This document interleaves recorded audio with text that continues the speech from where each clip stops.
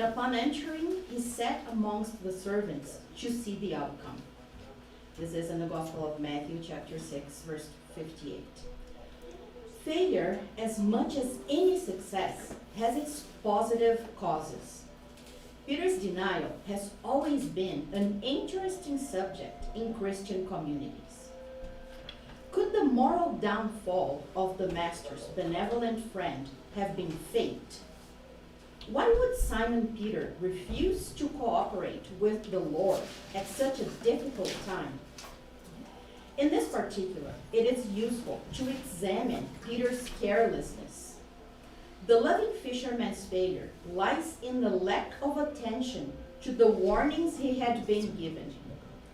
There are a lot of modern day disciples who share in those very same denials because they are not paying attention. The gospel states that in that hour of Christ's ultimate work, Simon Peter followed him at a distance. He entered the courtyard of the high priest, and he sat amongst the servants to see the outcome. A careful reading of the text shows us the meaning, and we can see that even today, many friends of the gospel fail in their aspirations and hopes by following Christ at a distance, because they fear having to give up their immediate gratifications. When they are called to bear witness, they linger in the neighborhood of redemptive struggles amongst servants of utilitarian conventions, using binoculars in order to see what the outcome of others' works will be. Under such circumstances, every modern day disciple will fail and cry bitterly. Modern day here is the 40s and 50s in the past century. So let us do our initial prayer. Let us close our eyes.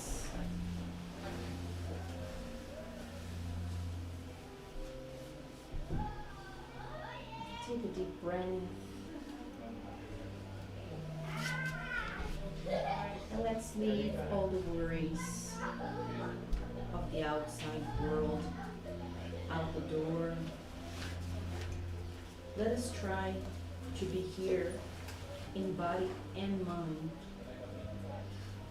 so that we can take advantage of the knowledge, so that we can use all the tools that we're given in order to better ourselves. Master Jesus, our Father of love, we thank you for one more Sunday. We thank you for so many more opportunities to learn, to grow, and even to fail, so that we can learn from our mistakes like Peter did. May this meeting today be full of love, of enlightenment for us. May we receive the help from the mentors of our house, FSS, the help from our guardian angels, so that we can also help ourselves.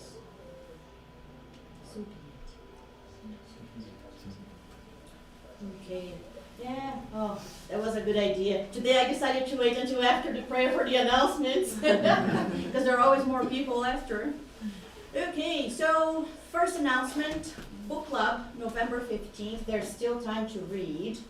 We're going to be working with Between Heaven and Earth. In Portuguese, the title is the opposite, Entre a Terra e o Céu.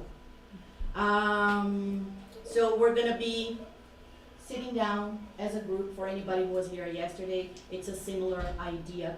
We're just going to be talking about the book with food, a bunch of friends to strengthen our own community, but also have productive conversations. One thing to add, not sure if we're gonna say that or not. We have 3 copies of the book at the library, and we also have available on Kindle if you want to read it. It's like $9 on Amazon, and yes, that's it. $11.99. I bought it this morning. Oh, in English. In English it's $11.99. Maybe in Portuguese it's cheaper. Yeah. Yeah, I bought it in English because today's talk has a little piece of that book. So I wanted to see what the official translation, what words they used. Okay, announcement number 2. We don't have a picture here, but yesterday some of us got together. Thank you everybody who was able to come.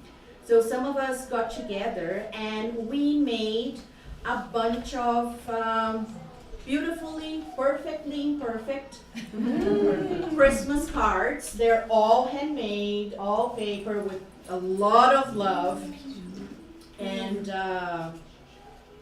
some grumpiness from Renata.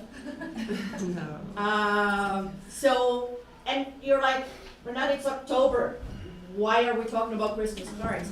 Well, because if ever Canada Post stops the strike, and if anybody wants to send Christmas cards to Brazil, fair warning, it's going to be the beginning of November. At most till mid-November, but with, you know, with Canada Post being on strike for a while, I think things are going to be even slower. Ask me how I know, because I've sent them before, beginning of December, and my mom got them in February. So, you know, good intention, but didn't really serve the purpose. But yeah, everybody is welcome to buy the cards, send them out, give to each other, you know, nothing wrong with going back to paper. All right. All good? Mm-hmm. Wow, full house. Awesome.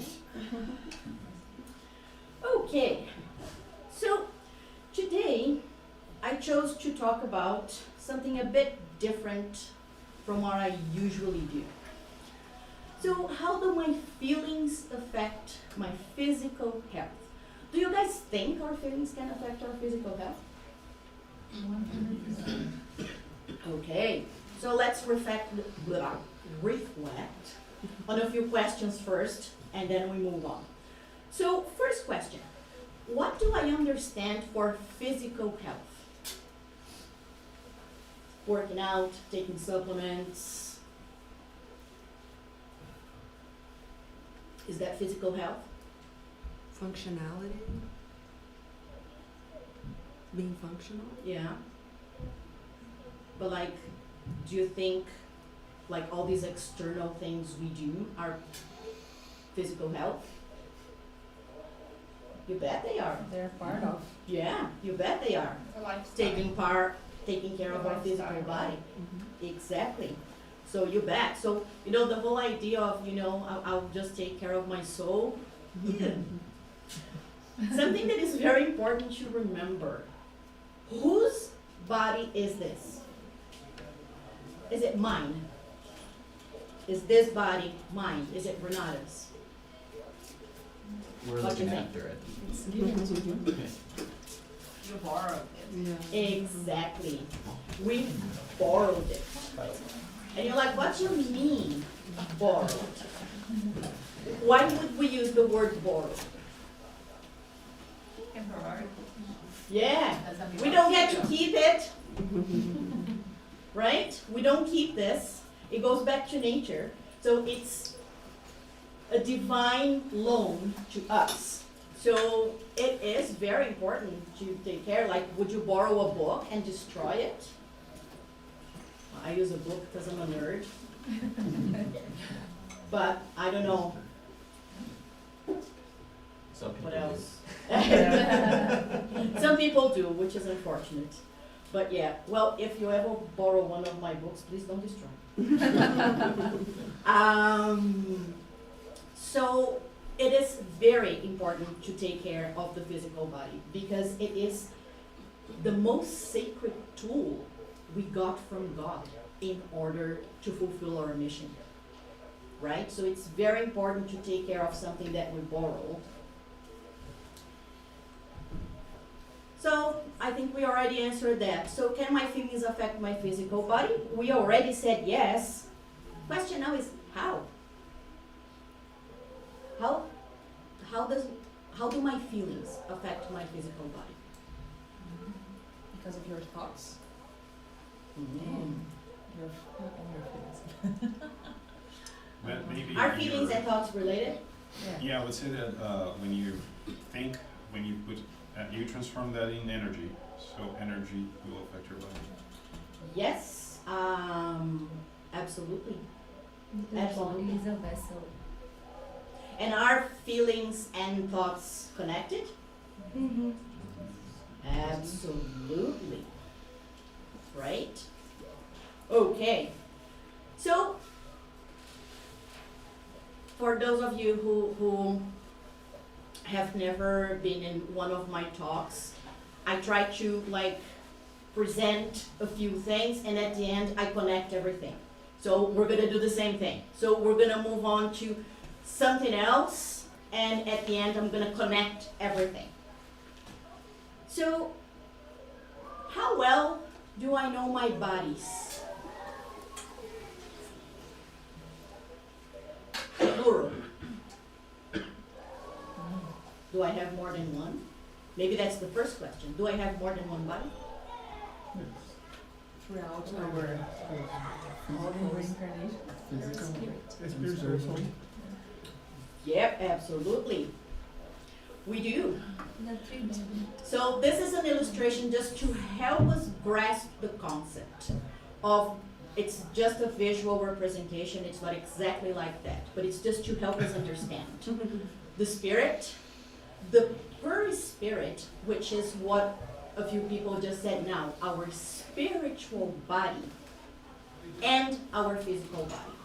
So we have a spiritual body that it's called by a whole lot of other names. Rarefied, which Portuguese speakers will be able to connect. Rarefied is like rare in terms of subtle matter, like not dense. It can be called by so many different names. So, the physical exercises, the vitamins, the supplements, wow. Okay. Take a sip of water.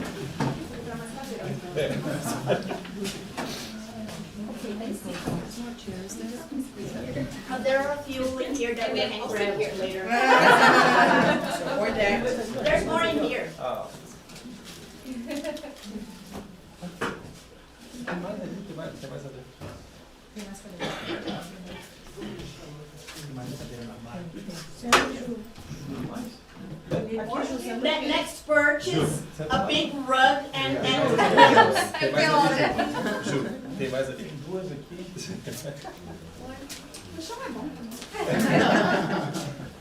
It's too cold, we need a rug. All right. So, taking care, like those supplements, the physical exercises, wearing appropriate clothes when it's minus 40, all of those is absolutely necessary to take care of the physical body. But what about the spiritual body? Do our feelings affect our spiritual body as well? Yes, as you said, everything is connected, right? So I guess so. You guessed right. Okay, so you absolutely guessed right. So if we want to understand better the connection between the perispiritic, I love those words, the perispiritic body and our physical body, our best source, hands down, André Luiz books. The entire collection. Why? Because André Luiz, when incarnated, was a doctor. So his whole collection is him describing all of that, but from the spiritual side. So everything that the physical doctor doesn't see, and how that translates into the physical body. It's interesting because in the past, when I was younger, like last year, I used to think that André Luiz's books were so hard to understand because there's so many like medical terms. I'm like, it's all. And now when I read André Luiz and I have a better understanding of what he's trying to do, because I didn't understand what he was trying to do. He was just trying to help us understand what happens on the spiritual side and how it carries on and how it affects the physical side. Now that I understand what he was trying to do, I still have to go to the dictionary quite a few times, mainly for medical terms, but I have so many aha moments. I'm like, oh, that's what it means. Now I get it. But because now I understand his intentions. So it makes a lot of difference. Reading just because it's, you know, it's a famous book and everybody reads and, oh, if you're a spiritist, you have to read André Luiz. I did, but most of it went just above my head. Now it's different. And every time we read the same book, we always get more than we did the first time, right? So while the language seems complicated, if we approach all of this from the side of curiosity, like André Luiz does, we can learn a whole lot. So I brought just one, for now, one paragraph from the book Between Heaven and Earth that we are reading for the book club that will help us go on to the next point I want to make before we put everything together. So before, this passage comes from, and I promise I'm not going to spoil anything. They are Clarencio, who is orienting André Luiz, brings him to Earth, and they are talking about the preparation for the reincarnation of a kid. That kid, 2 lives before, as an adult, had tried to kill himself. First taking poison, but somebody took him to a hospital and he did not die from the poisoning, but it completely destroyed his throat. A few years later, drunk, he jumped from a bridge into a river and died from drowning, which also affected his throat and his lungs. Anybody who has already gone through that part in the book knows what I'm talking about.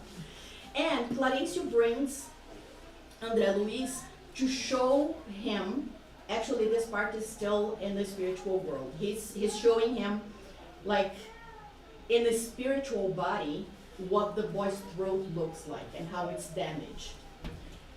And then when he's explaining things to André Luiz, that's when he gets to this part. And then Clarencio says, as you know, our body, or rarefied spiritual body, matter is inwardly governed by 7 force centers, which come together in the branches of the plexus.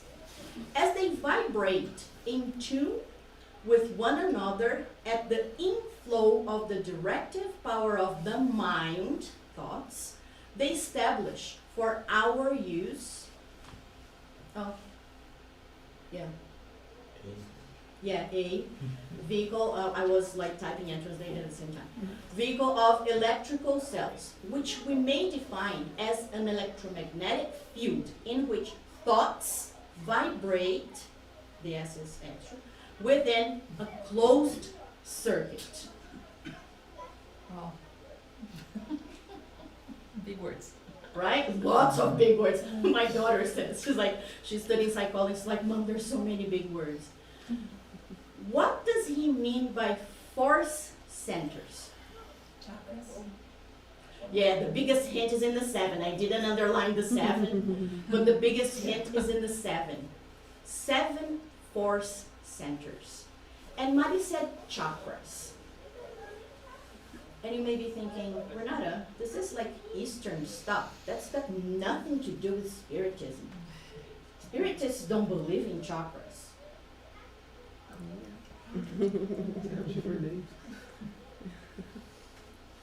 Well, all I can tell you is, to be poetic, a rose by any name is still a rose. Clarencio calls them force centers because that's what they are.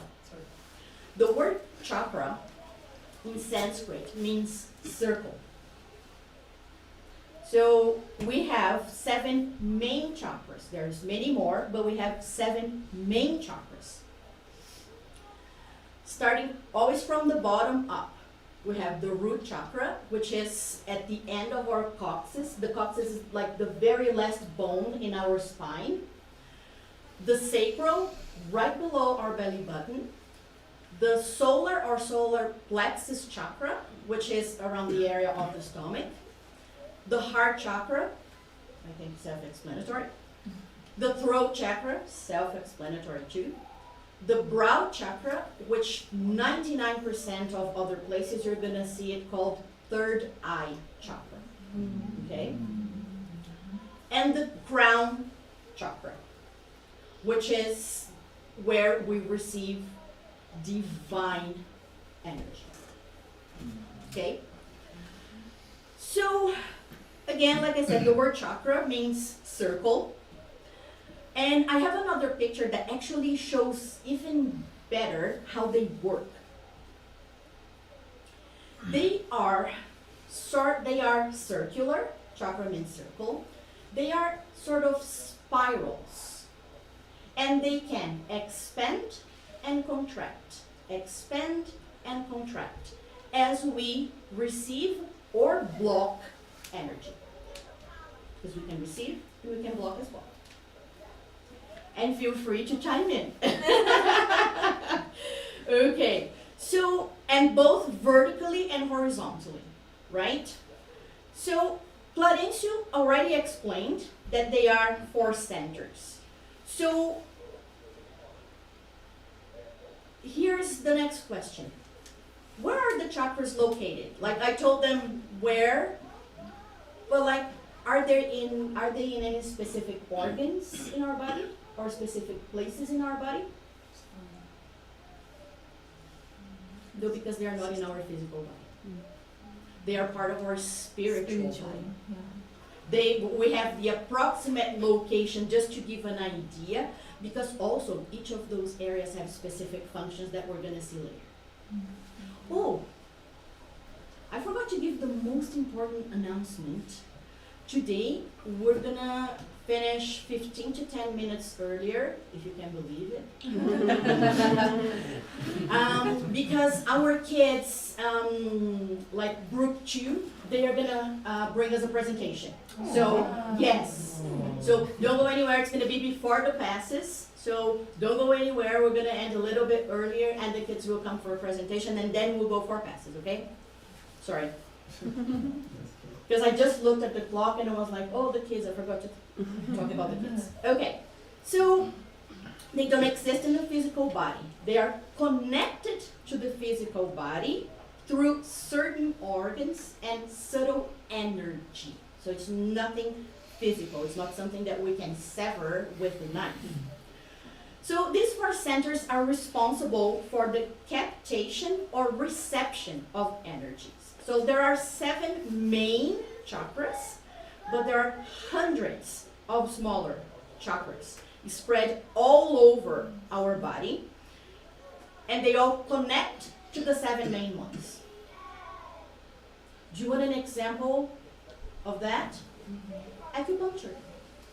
What acupuncture does is stimulate the tiny chakras that have little filaments or channels that will connect to the 7 main ones.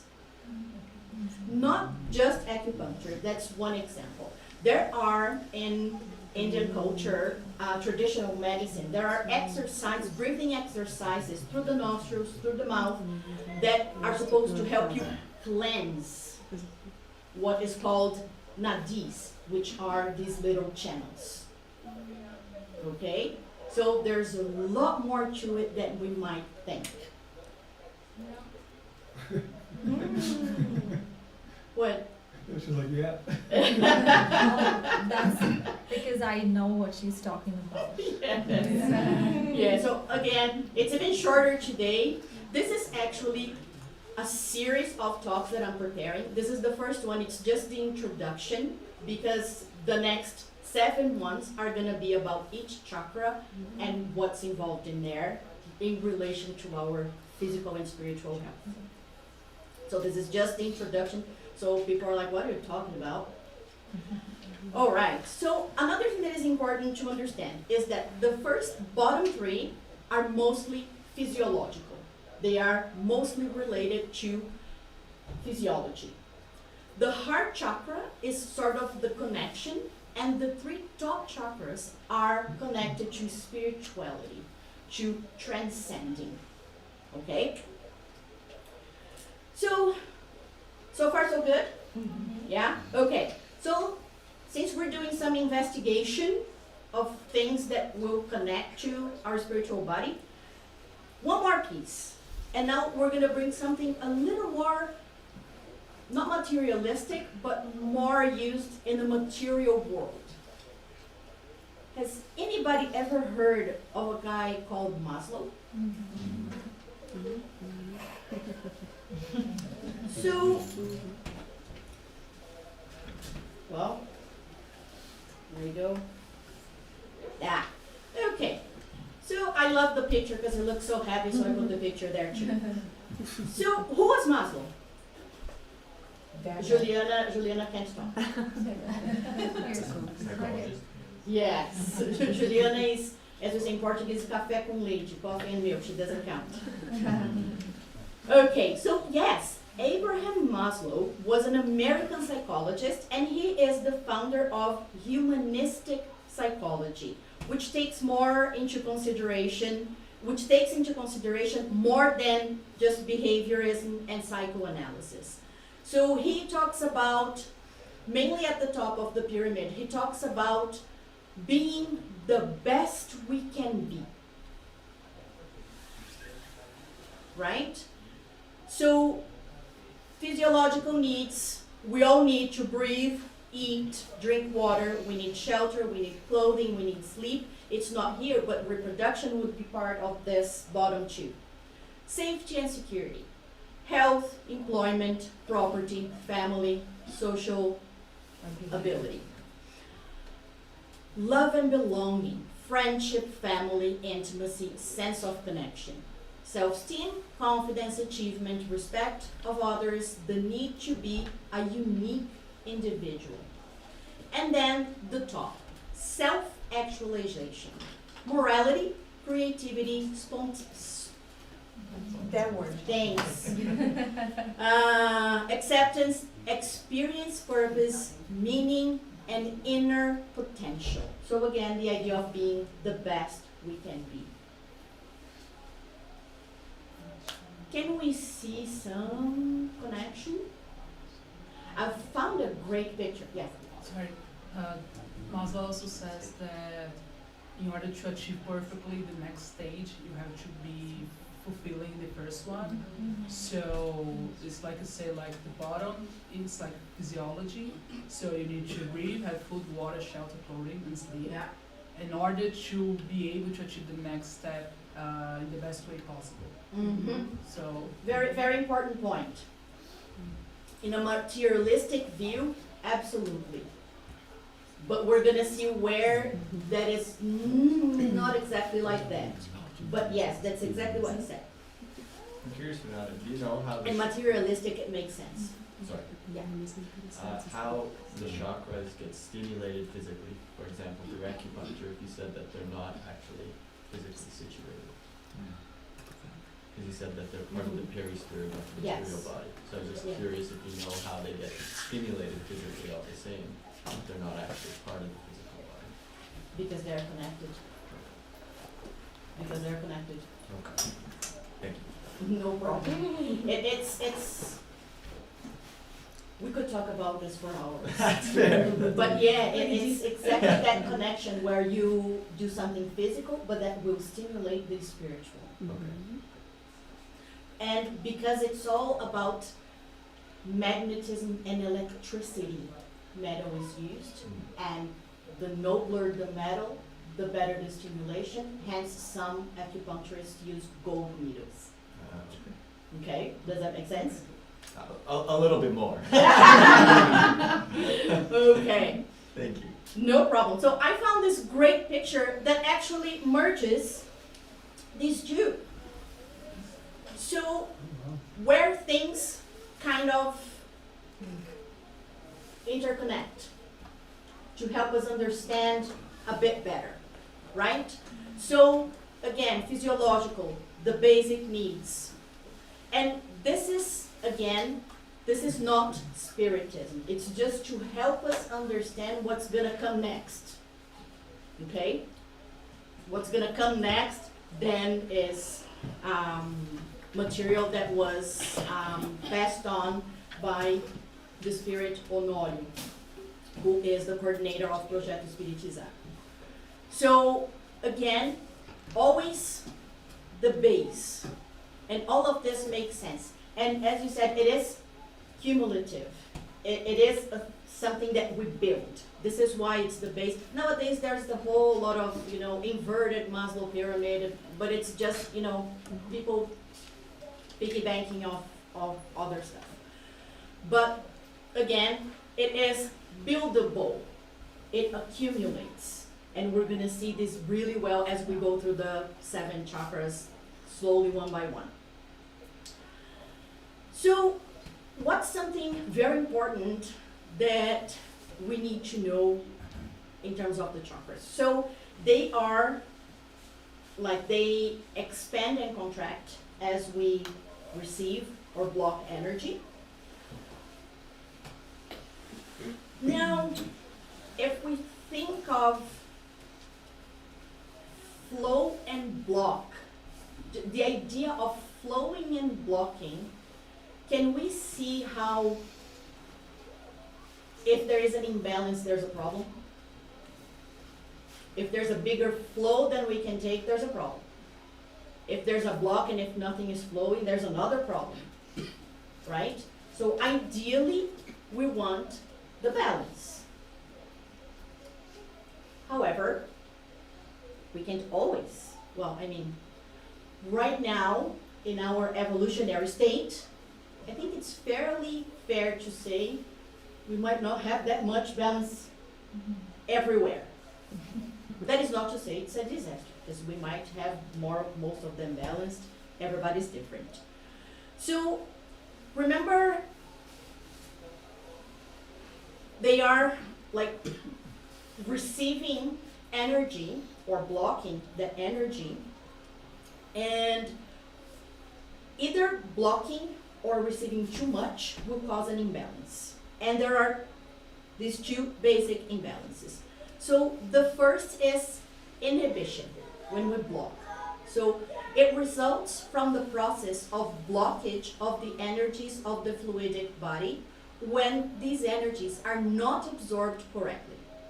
This hypo under, right? Hypo under, hyper over. So this hypo activity of the chakras reverberates in the organs and glands, resulting in a state of inertia, like no movement, hypotonia.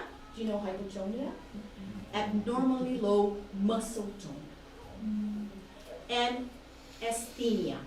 Do you know asthenia? Yeah. Abnormal physical weakness or lack of energy, like absolute exhaustion when we're blocking. Okay?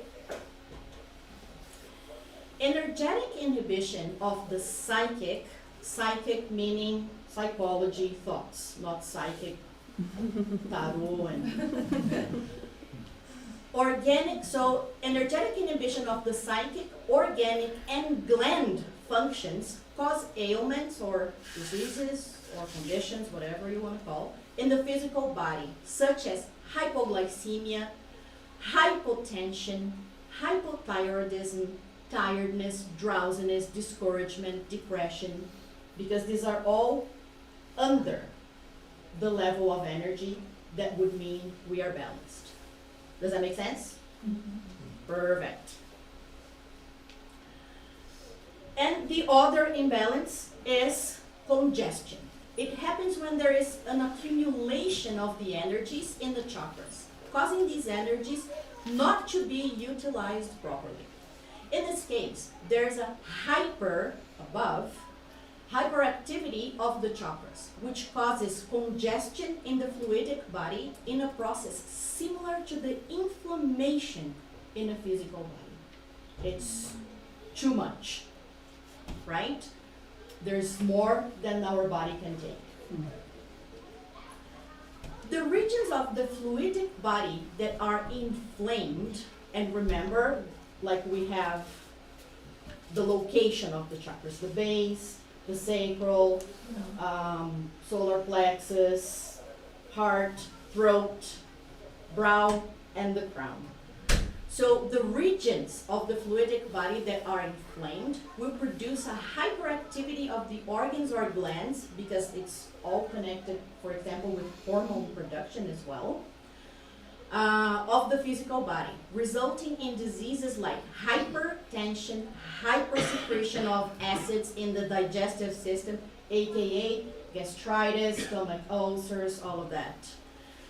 Hyperthyroidism, hyperglycemia, arthritis, migraines. In summary, diseases caused by the excessive stimulation of the organs. Long story short, not enough, not good. Too much, not good. Balance. Right? Easy? So this was taken from the, I forgot to bring it, from the book Energia do Chakra, Saúde e Autotransformação. Do I need to translate or? That's I had the gist of it. Energy of the Chakras, Health and Self-Transformation. Okay? There's actually a series of 5 books of Energy of the Chakras, and they are all one more interesting than the next. All right, so how does all of that ties in together? Let's see. So we have the 7 chakras, and I have a handy little chart here. So first chakra, or root chakra, the function, like we saw in Maslow's pyramid as well, is security or safety. The function is like the 4th column. So security or safety. What is the hypoactivity? What's under? The feeling, here we're talking about feelings. Okay, so this is how the feelings tie in with each of the chakras. So the feeling of insecurity is when it's hypo, it's under. Hyperstimulation is temerity. Do you guys know what temerity is? Funny enough, it's when you don't fear anything. Because temerity, I always thought it was fear. From the verb in English, temer, it's to have fear. But no, temerity means you have no fear. Like you are reckless because you don't fear anything. You end up doing what you shouldn't do because YOLO. You only live once. Yay! So the 2nd chakra, sacral chakra, so the function is pleasure. And when we talk about pleasure, we're talking about all kinds of pleasures. We're talking about the pleasure of eating. We're talking about sexual pleasure. We need to understand, because if we look out at the hypoactivity, we're going to see there that the feeling is Puritanism. Puritanism denies the idea of pleasure, like it's wrong to feel pleasure. If it was wrong to feel pleasure, God would not have created us with a tongue that is so sensitive. Because if we can't feel pleasure in eating or displeasure at foods that might be dangerous for our body, we would either die from hunger or poisoned all the time. Right? Same thing with reproduction. If reproduction wasn't pleasurable, then humanity might have gone extinct a long time ago. So there is a reason. Everything that God creates has a function, has a purpose, has a reason. So the feeling, hypo is Puritanism, is denying it, and the hyperactivity is sensualism, is to be attached to all kinds of pleasures and feelings. It's the need for adrenaline is one type of sensualism. It's not just anything, any kind of addiction is part of sensualism. Anything, gambling, all of that, because they are the quick dopamine discharge that we get. So sensation too, right? Any type of Yes. sensation. Yes, Like you are if it's addicted to a excessive. sensation. Yeah, anything that is excessive, that you can't control, you can't understand what's the actual need for it, and you go off the chart with it. The third chakra, and I just put it in gray because it's yellow, so we wouldn't be able to see against the white. So the third chakra in the solar plexus. So the function is power. And hypoactivity when we feel powerless, helpless, like we can't do anything. And the hyperactivity is omnipotence or arrogance. And again, I'm just reading this because we're gonna see one by one with all the details of what it means, okay? And how to get to the actual function.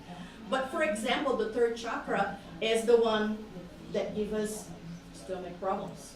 People who have the need to control everything and can't end up with reflux, gastritis, ulcers, throwing up, and so on. Fourth chakra, the function part, of course, it's love, hypoactivity, indifference, hyperactivity, attachment. The throat chakra is knowledge, and we're going to see that in the book because that's where the boy's problem was. The boy's problem was in the throat, so we're going to see a whole lot about this in the book. So, hypo-indifference, hyper-attachment, right? It's, Attila is mine. It is ours. Sharing is caring.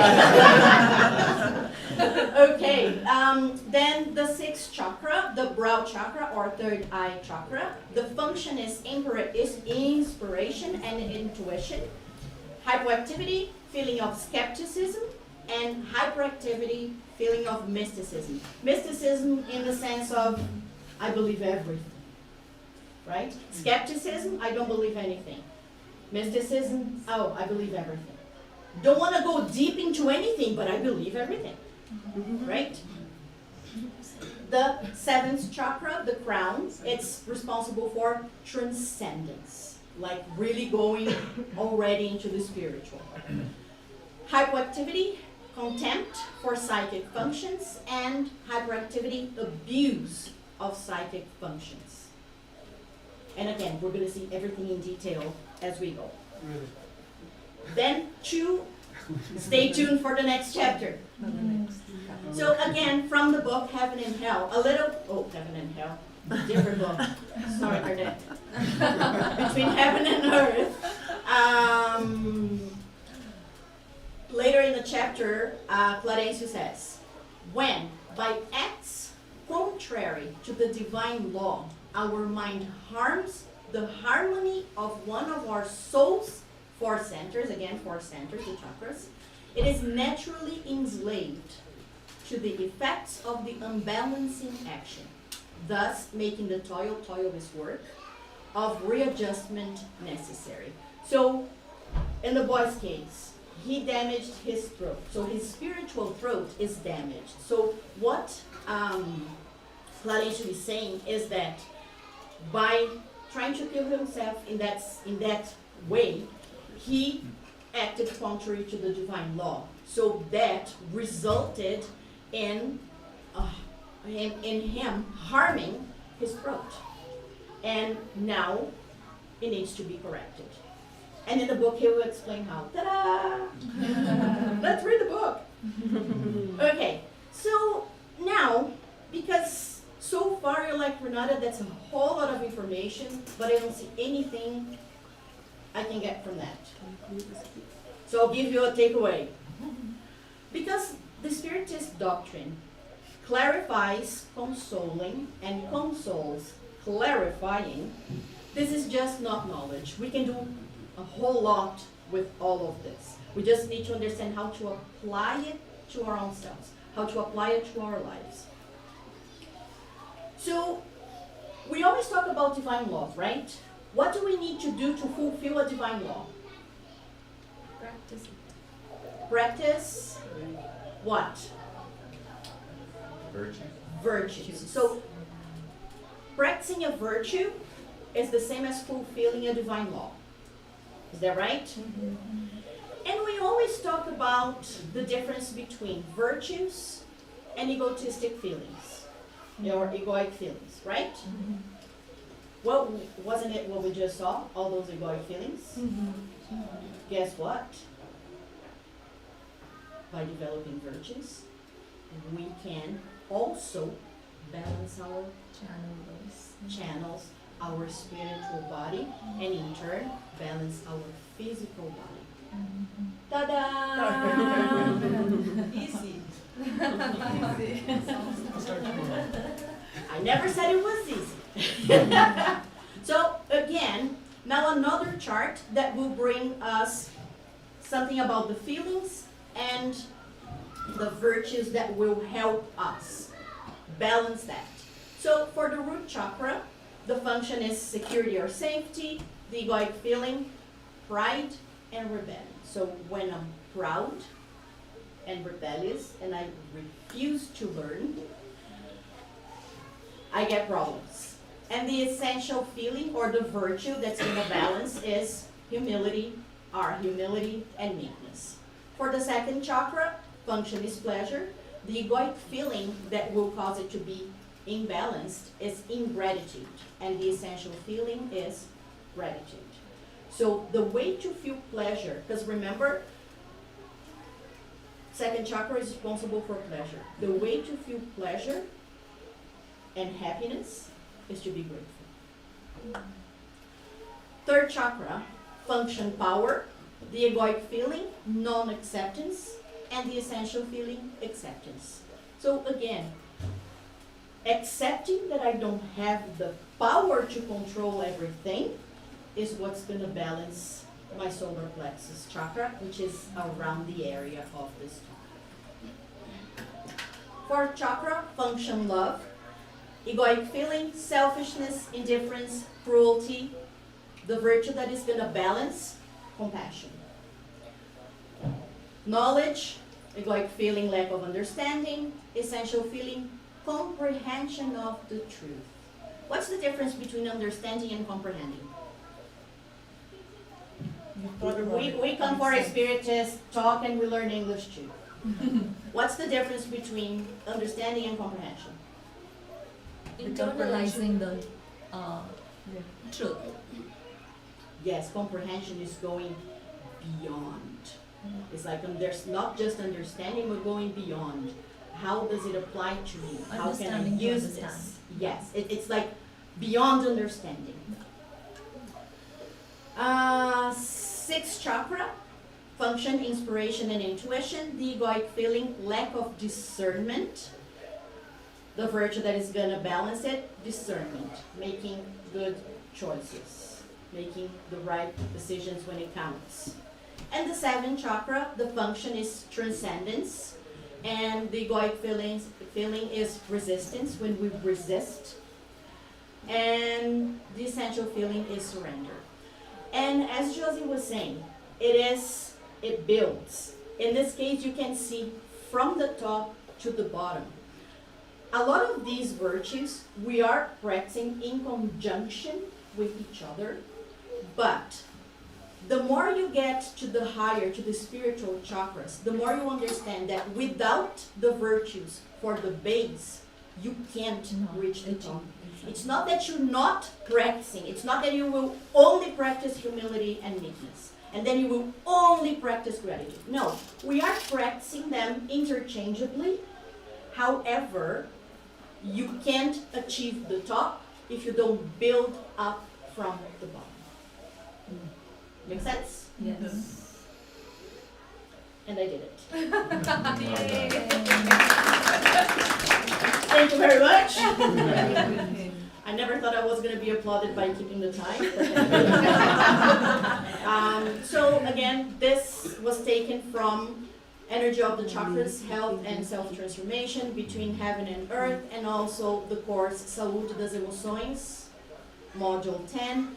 And they also have it on that thingy, YouTube, where you can have the self-generated subtitles, and Energia Mental and Saúde Espiritual. That one no, it is on YouTube as well. Yeah. And Spotify too. Yeah, Spotify. I always I use Spotify because driving.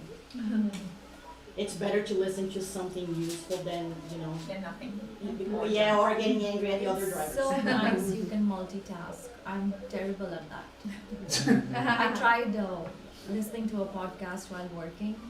Oh, while you're working, I can't. Yeah, while you're working, I can't because then it's only white noise. Sure, white It's only when I'm cardio. driving, Sure, but driving, yeah. because I pay attention to like the sound instead of paying attention, to what everybody's doing wrong that I don't like. Maybe doing Oh, the you dishes cut me or off, something yeah. like that. Maybe Yeah, while dishes, doing laundry, cardio, dishes. I can listen.